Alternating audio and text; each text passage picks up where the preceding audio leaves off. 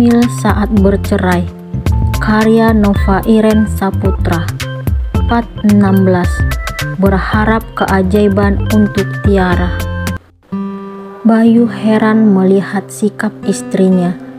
Ia pun tidak tinggal diam. Laki-laki itu segera menghampiri Lisa ke kamar.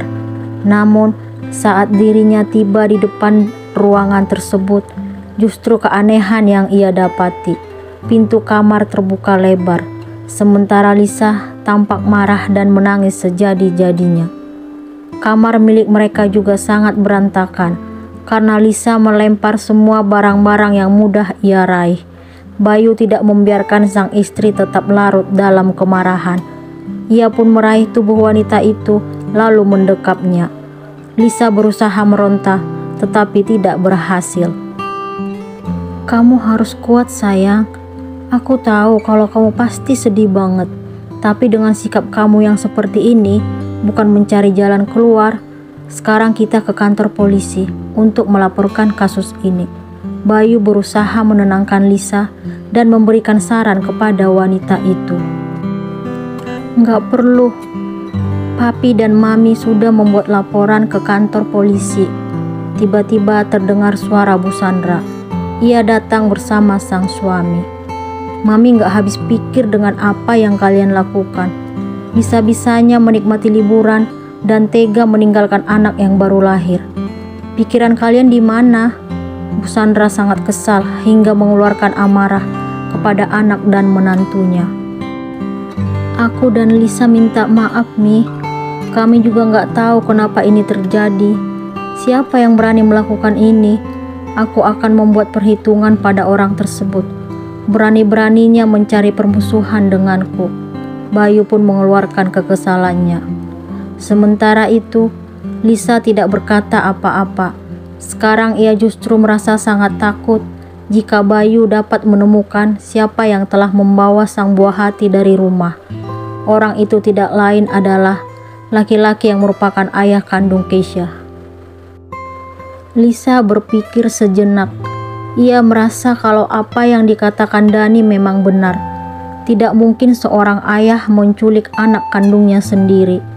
Lisa sadar kalau laki-laki masa lalunya tersebut memiliki hak atas sang buah hati. "Bagaimana kalau kita tidak dapat menemukan Keisha, Mas?"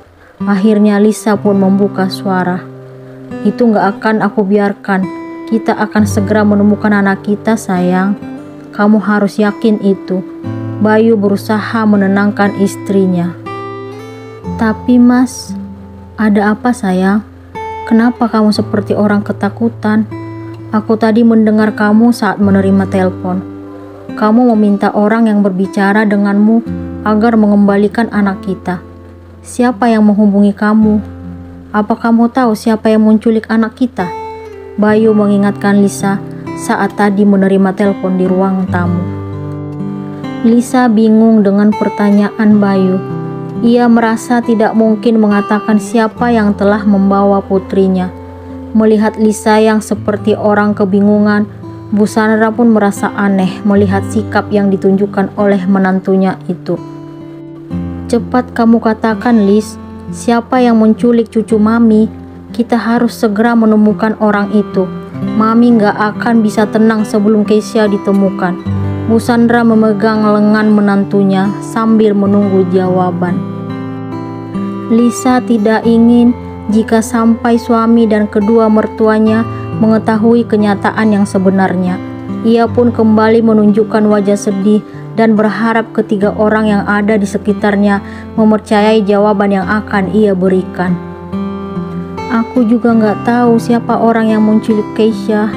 Tadi aku menerima telepon dari orang yang selama ini menawarkan asuransi padaku. Aku memberikan jawaban seperti tadi karena aku sangat kesal karena hilangnya Keisha. Aku menganggap orang itu sebagai penculik anak kita, Mas."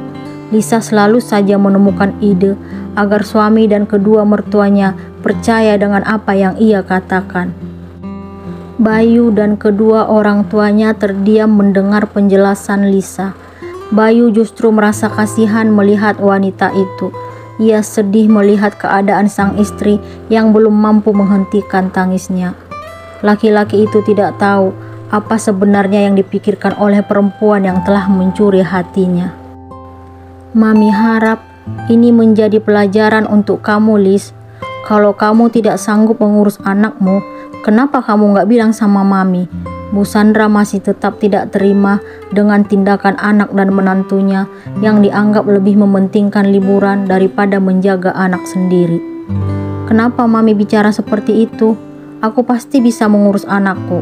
Lisa tidak terima dengan apa yang dituduhkan oleh ibunya Bayu kepada dirinya.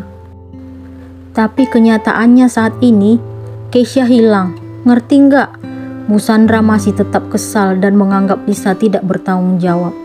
Setelah mengucapkan kalimat tersebut, Bu Sandra mengajak sang suami meninggalkan rumah anak dan menantunya. Mereka pun beranjak lalu meninggalkan Bayu, juga Lisa yang masih sedih. Entah apa yang ada dalam pikiran Lisa saat ini. Namun satu hal yang pasti, ia ingin segera bertemu dengan Dani.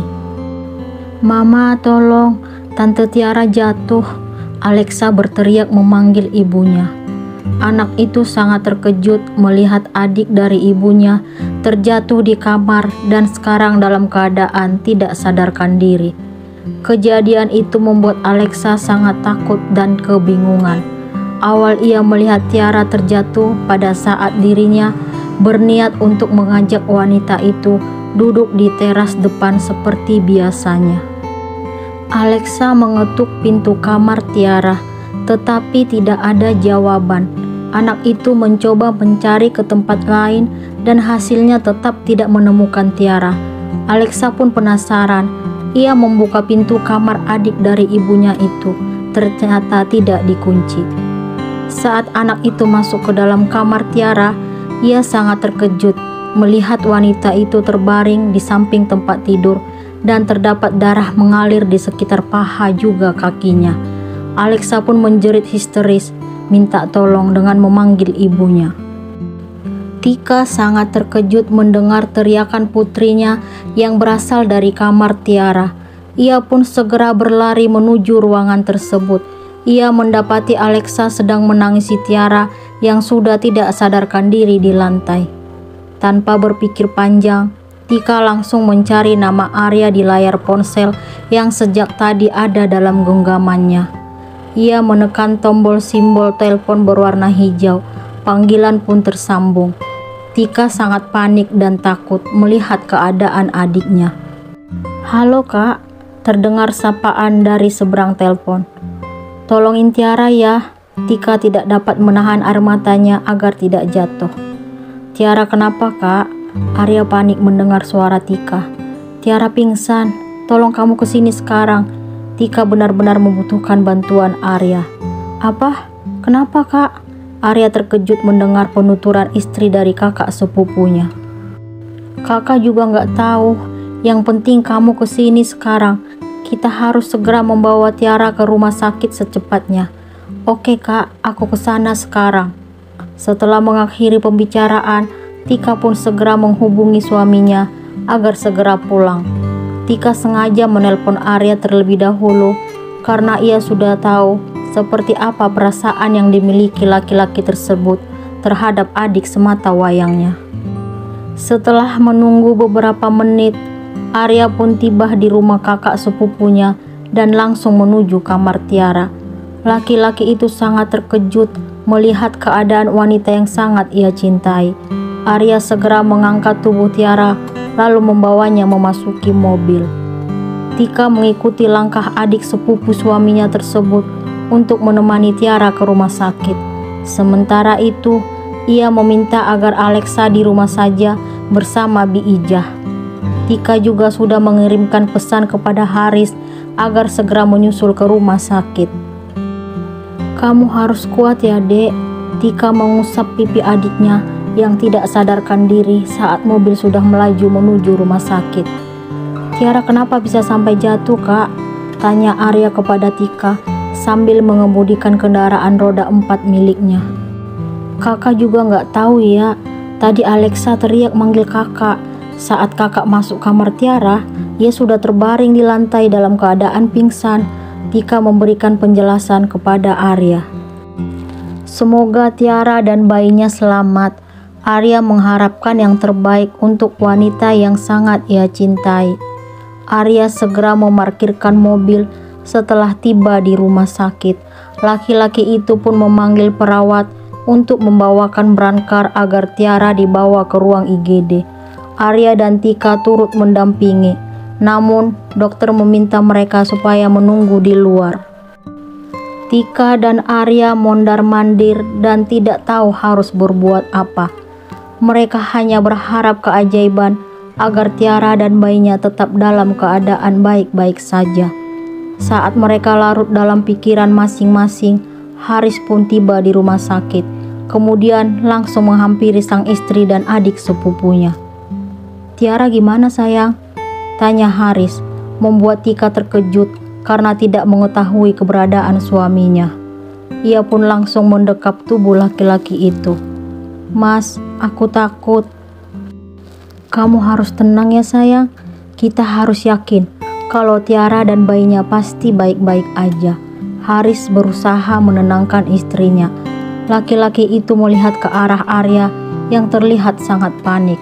Ia pun terharu dan salut dengan rasa peduli yang ditunjukkan oleh adik sepupunya itu. Tiba-tiba dokter keluar dari ruangan untuk menemui keluarga Tiara. "Siapa keluarga pasien?" dokter itu pun bertanya. "Saya kakaknya, Dok," ucap Tika kepada dokter tersebut. "Pasien harus segera dioperasi." Tapi dokter itu pun menjeda kalimat yang ingin ia ucapkan. "Tapi kenapa, Dok?" Tika tidak mengerti kenapa dokter tersebut terdiam.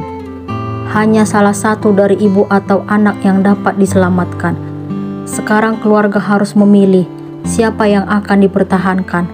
Hanya keajaiban yang kita harapkan agar ibu dan anak dapat selamat.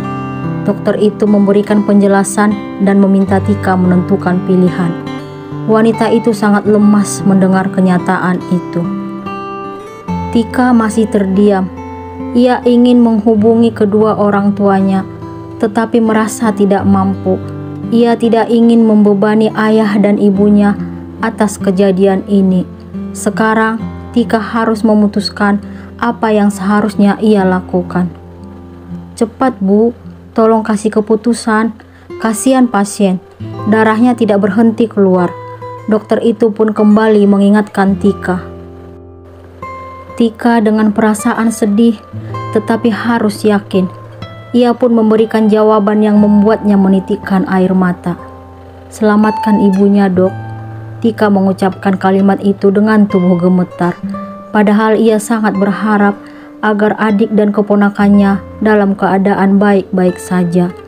Namun saat ini, Tika sudah memberikan pilihan terbaik untuk Tiara.